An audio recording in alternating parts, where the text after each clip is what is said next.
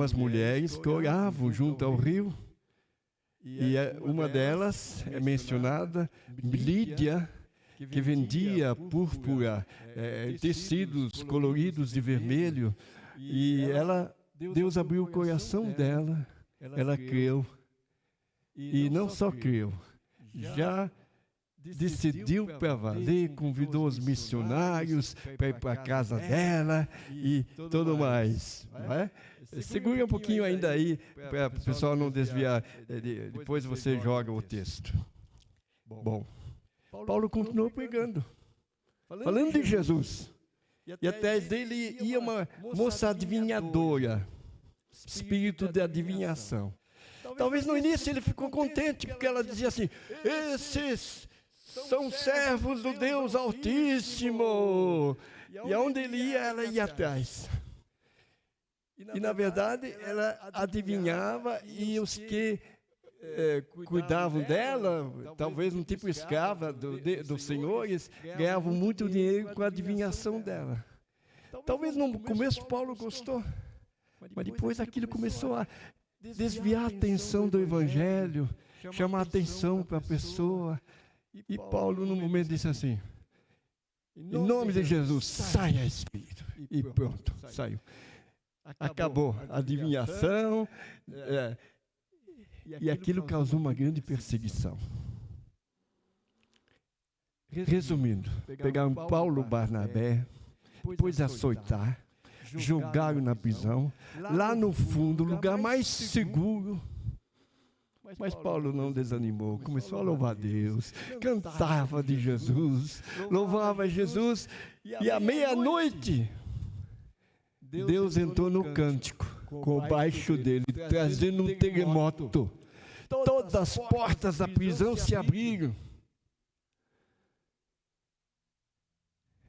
E o carcereiro, cuja vida era responsável, e se alguém fugisse, ele seria morto.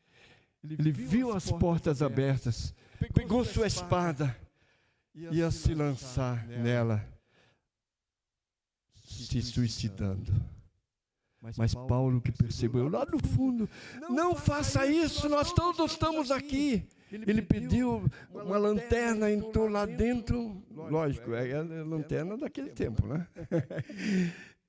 E viu que todos estavam. Qual é a prisão que abre as portas e os marginais, os bandidos, não fujam? Eles foram tão impactados pelos cânticos, pelo evangelho que Paulo pregava, que todos estavam ali, ó. Nenhum fugiu. E aí o carcereiro disse, cai de joelhos diante de Paulo e disse: Senhores, que devo fazer para ser salvo? E você sabe a resposta. Vamos lá? Crê no Senhor Jesus Cristo e serás salvo, tu e tua casa. Vamos repetir? Crê no Senhor Jesus Cristo e serás salvo, tu e tua casa. E ele os convidou Paulo para ir para sua casa, lavou os vergões, as feridas dos açoites e quis ouvir mais. Resultado: ele e toda a família se batizaram. Iniciou a igreja em Filipos. E essa igreja ficou ligada ao apóstolo Paulo. E nós lemos hoje, então, do capítulo 1 de Filipenses, a carta que ele escreve para eles. Então, nós lemos o seguinte: pois sei, o que me aconteceu, eles estavam na prisão, né? Resultará em minha libertação, graças às orações de vocês e ao auxílio do Espírito de Jesus Cristo. Aguardo ansiosamente. Espero que em nada serei envergonhado. Pelo contrário, com toda a determinação de sempre, também agora Cristo será engrandecido em meu corpo, quer pela vida, quer pela morte.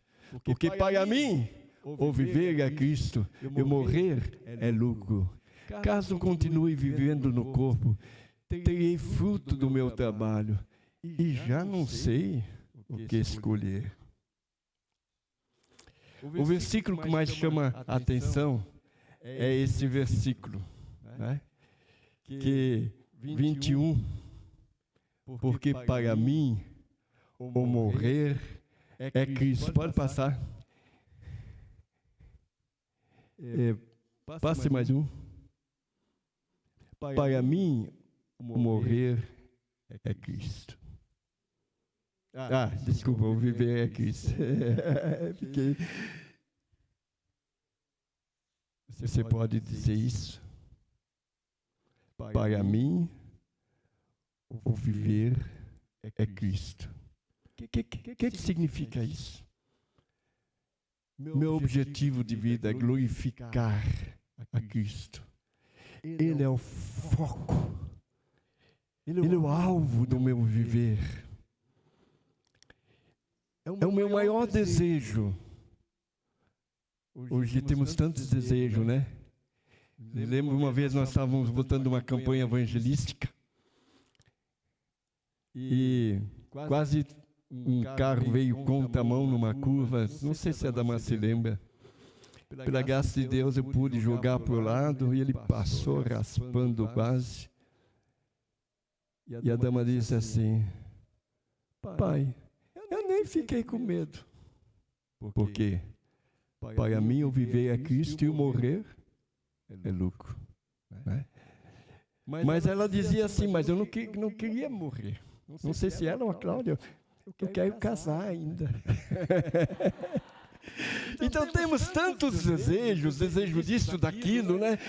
A gente quer aproveitar muitas coisas da vida.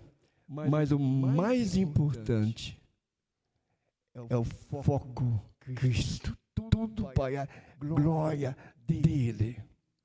Ele sempre ocupará o primeiro lugar em meu coração. É isso que significa. Não é o namorado, não é a esposa ou o esposo, o filho, a minha bisneta. É Jesus. Ele em primeiro lugar. E por causa disso ele fala lá em Gálatas capítulo 2, versículo 20, diz assim, ó: fui crucificado com Cristo. Assim já não sou eu quem vive, mas Cristo vive em mim. E a vida que agora vivo no corpo, vivo-a pela fé no Filho de Deus que me amou e se entregou por mim. Mas ele não para ali. Ele continua. Ele diz assim, ó. Pode passar.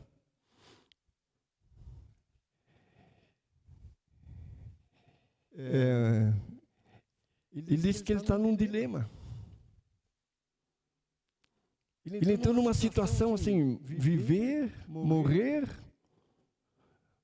O que é melhor? Ele diz ali, caso continue vivendo no corpo, terei fruto do meu trabalho, e já não sei o que escolher. Estou pressionado dos dois lados. Desejo partir e estar com Cristo, que é muito melhor. Contudo, é mais necessário, por causa de vocês, que eu permaneça no corpo. Convencido disso, eu sei que vou permanecer e continuar com todos vocês, para o seu progresso e alegria na fé, a fim de que, pela minha presença, outra vez a exultação de vocês em Cristo, ou fortalecimento de vocês em Cristo, transborde por minha causa. Quer dizer, então, esse é o... Passe para adiante.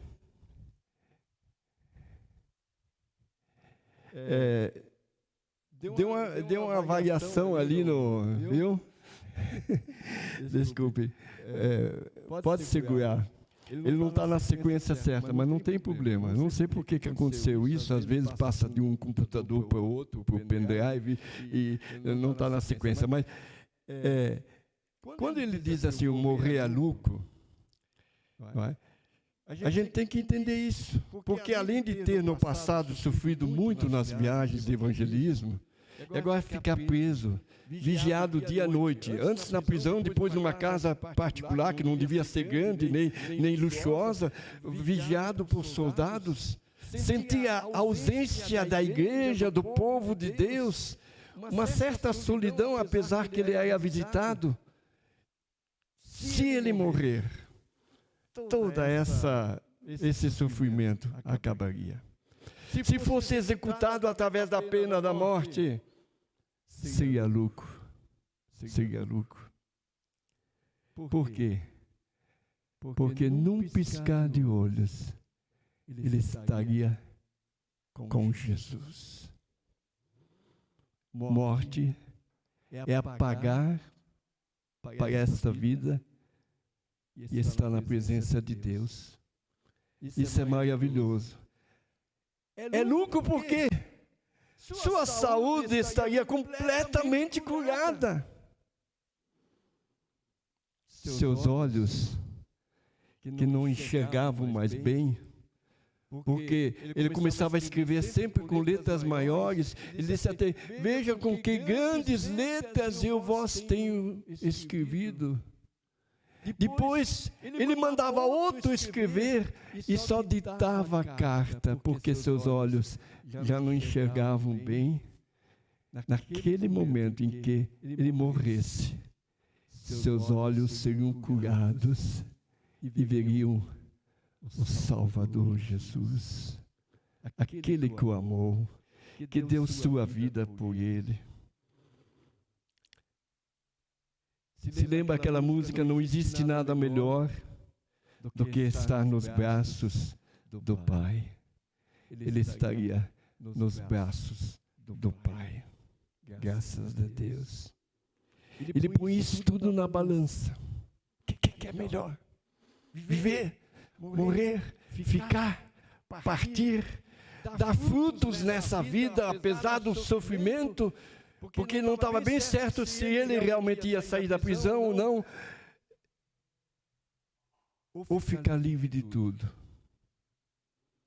E aí vem a decisão, né? Não importa o que aconteça.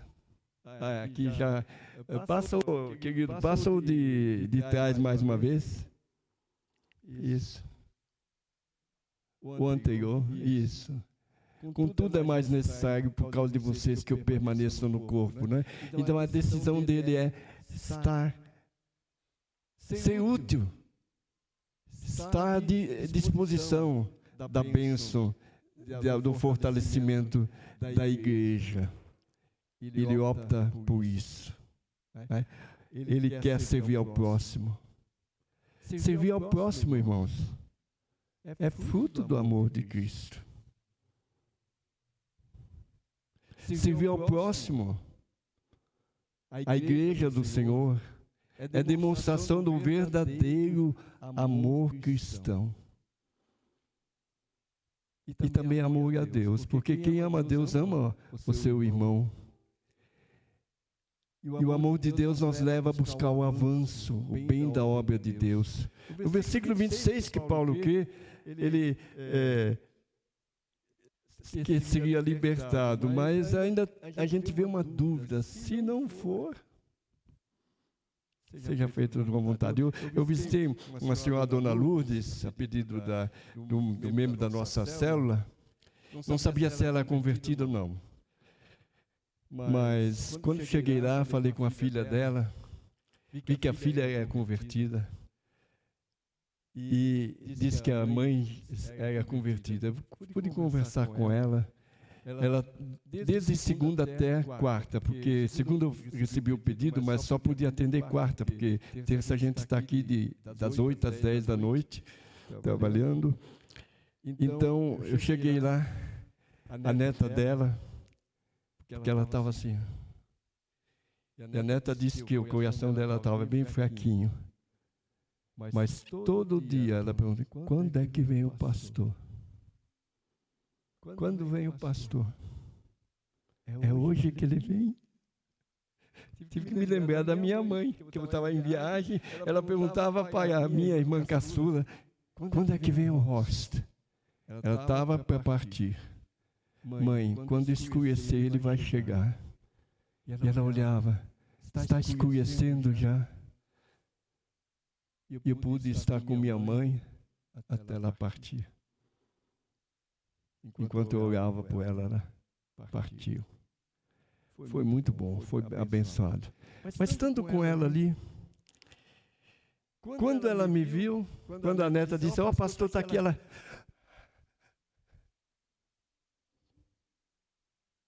Eu percebi que ela estava todos os ouvidos. Perguntei para ela se ela quer que Jesus perdoe os seus pecados. Ela disse, sim, eu creio. E você já perdoou as pessoas que lhe fizeram mal? Ela disse, há muito tempo. Oh, glória a Deus. Oh, glória a Deus. Eu vi que ela estava pronta para partir, se Deus a chamasse. E o seu desejo é de ficar boa? Sim, sim. E se Deus te chamar, se tiver outro plano para você, você concorda? Sim, sim. Oh, glória a Deus. Não existe nada melhor do que estar pronto, todo momento, a ser chamado pelo Senhor. Estou orando, espero que ela fique boa, porque não é de tanta idade assim, né? Ela repetiu a oração, palavra por palavra. Percebi que até um versículo que eu citei, ela sabia praticamente de cor. Louvado seja Deus, né? Agora veja bem, Paulo disse, por amor dos irmãos, eu quero ainda permanecer, quero servir, quero ser um instrumento útil. E aí nós lemos esse texto, pode pôr. Aí ele começa a aconselhar. Não importa o que aconteça, exerçam sua cidadania de maneira digna do Evangelho de Cristo, para que assim, quer eu vá e os veja, que apenas ouça a seu respeito em minha ausência, fique eu sabendo que vocês permanecem firmes num só espírito, lutando unânimes pela fé evangélica, sem de forma alguma deixar-se intimidar por aqueles que se opõem a vocês. Para eles isso é sinal de destruição, mas para vocês de salvação, isso da parte de Deus. Pois a vocês foi dado o privilégio de não apenas crer em Cristo, mas também de sofrer por Ele, já que estão passando pelo mesmo combate que me viram enfrentar agora. E agora ouve que eu ainda enfrento. Quem ama, se preocupa. Passe um pouco adiante, vamos achar isso aí, ó. Ah, é isso mesmo. Quem ama se preocupa pelo bem-estar e firmeza espiritual do próximo. Concorda? Você está preocupado pelo irmão do lado? Pelos jovens? Pelos idosos da nossa igreja? Eu percebo. Quando eu chego aqui, diversas pessoas, pastor, como é que o senhor está? Eles querem saber se eu estou bem. Quem ama se preocupa pelo bem-estar do próximo, pelo testemunho dos irmãos diante do mundo. Lemos ali claramente. Quer que a pessoa não esteja só sã, mas espiritualmente sã, testemunhando, glorificando o nome de Deus através do seu dia a dia. Quem ama, ele também está preocupado pela unidade e harmonia entre os irmãos. E no capítulo 4 de Filipenses, havia duas irmãs ali. As duas eram mulheres de Deus, servas. Paulo diz companheiras de trabalho. Só que as duas não simpatizavam muito uma com a outra. Alguma coisa que uma dizia já machucava a outra dizia já mal interpretado, sempre pelo lado negativo. Talvez havia aquele sentimento, não aguento essa atitude dessa minha irmã. E Paulo se preocupa com isso. O que Paulo diz? Capítulo 2 ele fala ali, ó, versos 2 e 3, né? Eu peço a Evódia e Sintique que sintam o mesmo no Senhor. E aí ele pede para o irmão, que é responsável, e peço a você que você ajude elas a resolver esse problema que está havendo entre elas. Às vezes nós não conseguimos nem resolver sozinho. Precisamos da ajuda de alguém. Jesus ensinou, diz assim, ó, se teu irmão pecar contra você, vai, fale com ele. Se ele te ouviu, conseguiu acertar, amém, aleluia. Se ele ficar birrento, revoltado, duro, peça alguns irmãos para vir junto e aconselhar ele para resolver a situação. E se ele não ouvir, são palavras de Jesus, não é minha invenção, não. E se ele não ouvir os irmãos, leve o assunto à igreja. E se ele não ouvir a igreja, desligue ele. Considere que não é um discípulo que segue Jesus. Jesus fala isso. E aí nós vemos logo em seguida também, capítulo 2, um dos mais bonitos capítulos das cartas, de todas as cartas. Ele diz assim, ó, no verso 2, completai a minha alegria, de modo que penseis a mesma coisa. Tenhais o mesmo amor, você com seu irmão, você com sua irmã. Sejais unidos de alma, tendo o mesmo sentimento. Não de ódio, não de raiva. Sentimento de amor. Somos só servos, somos irmãos. E o que a gente não faz tudo pela irmã, pelo irmão, né? Só porque é ligado da família, tem o mesmo sangue, o mesmo sobrenome. Quanto mais a família de Deus. E assim ele continua falando em Filipenses capítulo 2, tão bonito. Nada façais por partidarismo ou vanglória, mas por humildade, considerando cada um os outros superiores a si. Não tenha cada um em vista o que é propriamente seu, mas também, bom, sobre isso o irmão ainda vai falar conosco, que vai trazer a mensagem sobre esse capítulo. Mas Paulo se preocupa pelo bom relacionamento entre os irmãos. E Deus, muito mais ainda. Então, quem ama se preocupa pelo bem-estar, pela firmeza espiritual do próximo. Ele se preocupa pela unidade. Ele se empenha, né? Pelo ânimo e combate a favor do Evangelho. Ele se preocupa pelo empenho e que as pessoas estejam combatendo a favor do Evangelho e que não tenham medo da perseguição. Não tenham medo da perseguição. Por quê? Morrer é lucro. É passar para a presença de Deus. E aí ele finaliza. Ele finaliza dizendo assim, ó. Pode jogar um adiante, vamos ver se ele está aqui. Pode. Isso mesmo, obrigado. Paulo lembra que outros também passam pela mesma situação, inclusive ele mesmo. Paulo tenta consolar e animar os cristãos da igreja de Filipos, pois a vocês foi dado privilégio de não apenas crer em Cristo, mas também de sofrer por Ele, já que estão passando pelo mesmo combate que me viram enfrentar. E agora ouvem que eu ainda enfrento. Quem ama se preocupa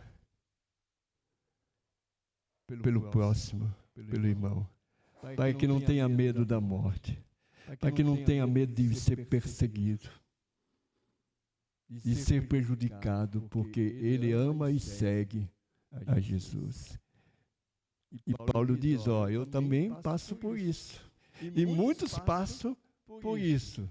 Adiante. E muitos passaram por isso. Quem assistiu o filme original Quo Vadis? Quo Vadis? Você devia procurar e assistir. O original. Tem um encurtado assim, meio já aliviado, mas ele não pode assistir em seguida. São 4 horas de projeção. 4 horas. E fala da vida, da morte dos mártires. É profundamente edificante. Adiante. Policarpo, bispo de Esmirna. 90, não sei quantos, 90 e tantos anos. Foram prender ele. E o soldado, com pena dele, por favor, negue a Jesus.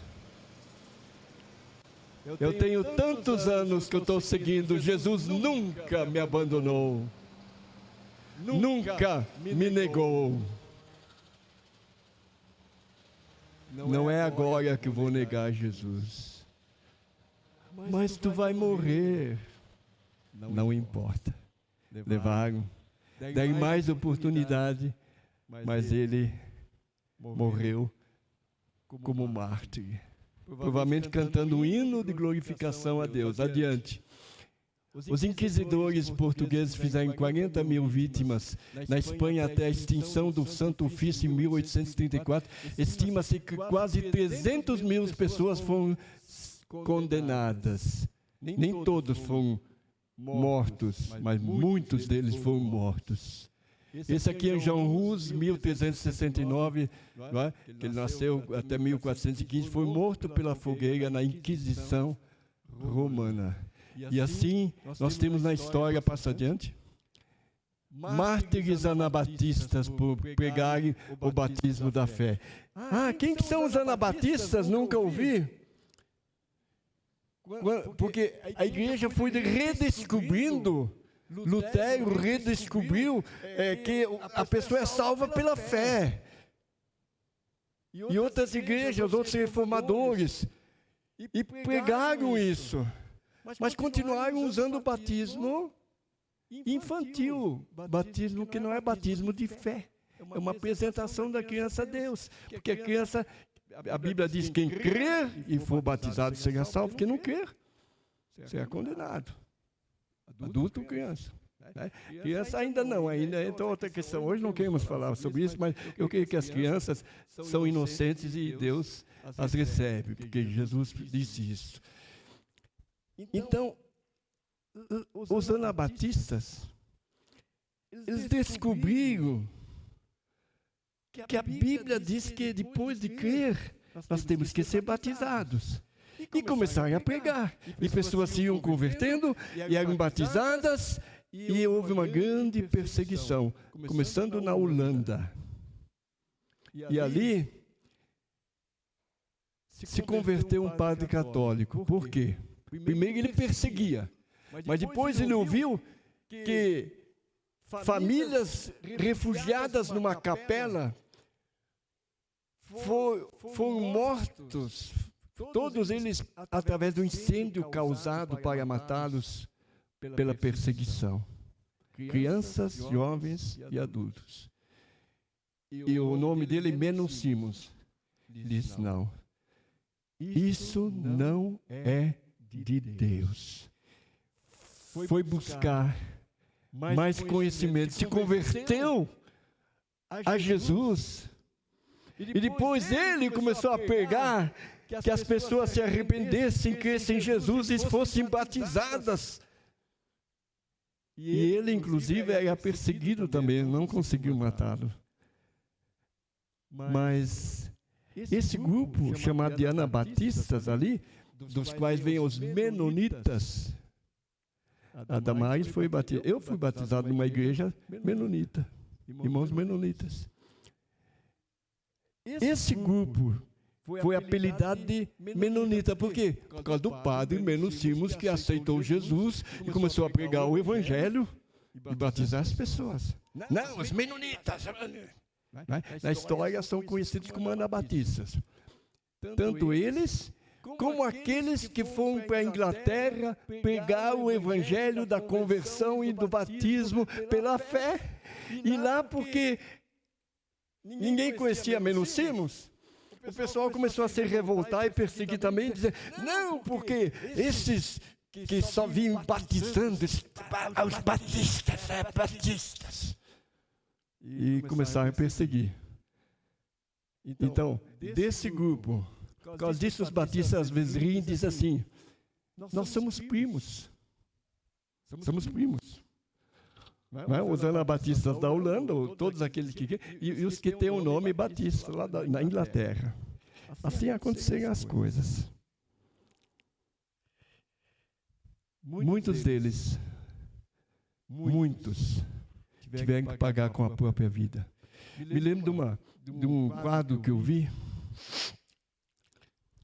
Um jovem estava numa canoa. Canoa, sabe que é um barquinho? Com o caiasco e uma corda amarrada no pescoço do jovem com uma grande pedra. E ali sobre o rio passava uma ponte. E o caiasco dizendo para o jovem, negue a sua fé em Jesus. E a mãe de cima da ponte, gritando, filho, não negue a Jesus. E assim ele foi afundado nas águas. E assim tem muitas histórias. Muitas histórias. Vamos adiante. Igrejas e casas incendiadas. Muitos cristãos ainda hoje, não é? Sofrendo, perdendo bens, sendo mortos na Índia. Pode passar? Você se lembra os mártires cristãos executados pelo Estado Islâmico? Pode passar? E hoje em dia não é diferente. Recentemente, fontes seguras compartilharam que houve uma varredura massiva contra cristãos secretos, cristãos que se reuniram secretamente em uma área da Coreia do Norte. E assim continua a perseguição na África, na América, mais velada aqui, mas pessoas também são perseguidas na China, na Índia e em muitos outros países. Sou eu melhor do que os cristãos da Índia? Sou eu melhor? Mereço coisa melhor do que os anabatistas, os batistas, que deram sua vida por amor a Jesus? Você está pronto a permanecer firme na sua fé, se isso significar partir? Vamos ficar em pé, vamos orar. Querido Deus e Pai, muito obrigado.